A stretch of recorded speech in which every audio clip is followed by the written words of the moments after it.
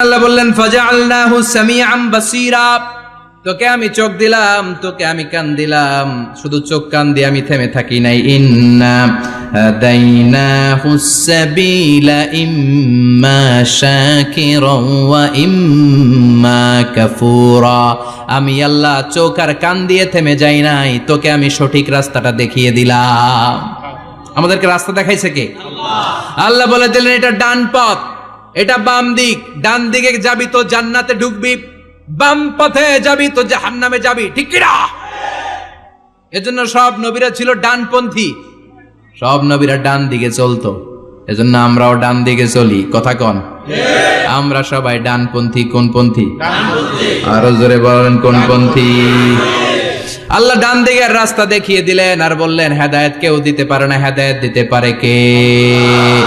এরপর আল্লাহ বললেন ইম্মা শাকিরা ওয়া ইম্মা